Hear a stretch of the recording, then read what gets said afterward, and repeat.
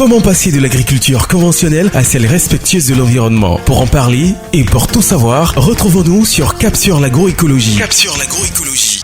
Auditeurs, auditrices de Radio Génération, c'est toujours avec joie que nous vous retrouvons aujourd'hui dans le cadre de Cap sur l'agroécologie, une émission dont l'objectif est certes d'accompagner le monde agricole, mais aussi de faciliter la transition agroécologique. Notre invité du jour est ingénieur agronome chargé du programme Rurality au sein de Earthworm Foundation, qui n'est plus à présenter. Avec elle, nous allons échanger sur les possibilités d'entreprendre dans le domaine agricole, l'entrepreneuriat agricole. Madame Tano Mbesso Eleonore, bienvenue sur le plateau de Radio Génération. Merci, bonsoir chers auditeurs. Bien avant d'entamer notre entretien, les auditeurs de Radio Génération, et moi y compris, aimeront savoir un peu plus sur vous en tant que personne, sur votre fonction, et voilà, votre activité, tout ce que vous faites dans le monde de l'agroécologie. Ok, je suis Eleonore Mbesso Tano, responsable du programme Rurality de la Fondation Earthworm Côte d'Ivoire. En quoi consiste le programme dont vous avez la charge au niveau de votre structure Earthworm? Rurality est un programme de la Fondation Earthworm démarré en Côte d'Ivoire en 2015 pour induire la transformation et l'innovation par les planteurs. Notre mission est de travailler de concert avec les planteurs pour créer, initier et saisir des opportunités pour les rendre plus résilients et améliorer leur cadre de vie. Donc, dans ce contexte, nous analysons différents scénarios avec les producteurs. Et donc, la prochaine étape pour nous, c'est l'entrepreneuriat agricole. Et bien voilà, nous y sommes. Comment définissez-vous donc l'entrepreneuriat agricole? L'entrepreneuriat agricole est le fait de produire dans le secteur agro-sylvo-pastoral et halieutique. Parce que quand on dit le secteur agricole, n'oublions pas qu'il y a les arbres, il y a l'élevage, il y a aussi la pisciculture. Et dans ce secteur, pour ses besoins propres et ceux du marché, tout en améliorant son outil de production et en créant de la valeur. La valeur au niveau de la qualité des produits qui sortent des champs, la diversité des produits et aussi l'opportunité d'offrir un emploi dans son environnement, sur son exploitation. Vous pensez donc que l'agriculteur qui entreprend doit se sentir désormais dans la peau d'un homme d'affaires? L'entrepreneuriat agricole, il faut le dire, est un cheminement pour améliorer ses pratiques, ses façons de faire et ne plus se considérer comme un planteur banal, ordinaire, mais comme un chef d'entreprise, un homme d'affaires, un entrepreneur. Il faudrait évidemment certaines compétences, n'est-ce pas, Madame Tano? Mais ces compétences-là sont beaucoup plus des compétences humaines. Entre autres,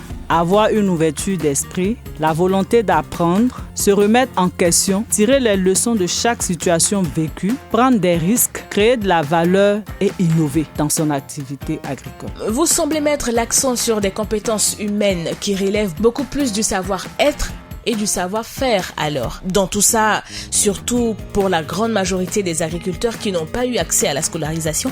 Le fait de ne pas être allé à l'école n'est pas un blocage. Et le savoir-faire, tous nos producteurs l'ont déjà. Entre autres, j'avais oublié de préciser aussi que l'entrepreneur agricole doit savoir négocier. Nos planteurs, pour avoir accès à la terre, ils négocient. Ils le font chaque jour. Pour produire, ils ont la volonté. Et ils ont appris de leurs parents, ils ont appris de leurs voisins. À ce jour, c'est entre voisins qu'ils apprennent les transformations. Donc, l'apprentissage est essentiel pour maîtriser les anciennes et les nouvelles pratiques indispensables pour bien produire et se maintenir comme entrepreneur agricole. Et ils font le choix de choisir des pratiques culturelles qui ne demandent pas beaucoup d'argent et qui polluent moins. Et c'est eux-mêmes, en observant autour d'eux, en constatant tout ce qu'il y a, qu'ils sont arrivés à ça. Et c'est eux-mêmes aussi qui ont compris que les produits qu'ils produisent, ils doivent consommer une partie, c'est-à-dire d'abord pour eux-mêmes. Et le surplus, ils le coulent, ils le vendent sur le marché. Et il y a aussi la recherche de financement.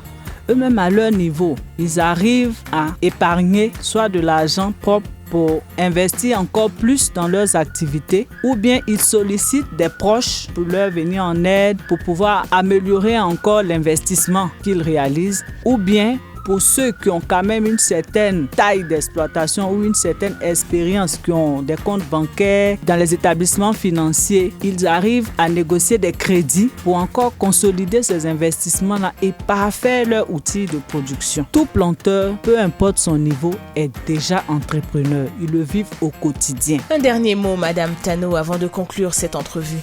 Mon dernier mot, j'insiste, le fait de ne pas être allé à l'école n'est pas un blocage. Ça doit être au contraire une source de motivation pour celui qui a su maîtriser son exploitation agricole et se maintenir dans son activité.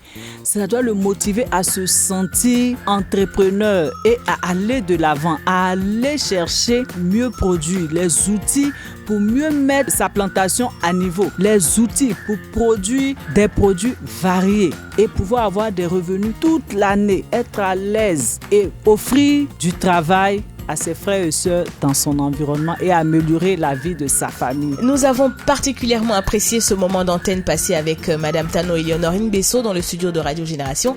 Nous espérons que vous aussi, chez vous, chers auditeurs, vous avez apprécié ce moment.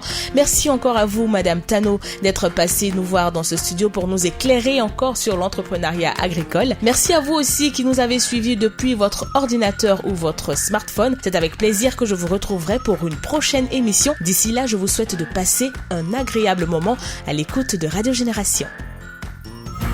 C'était Cap sur l'agroécologie pour passer de l'agriculture conventionnelle à celle respectueuse de l'environnement.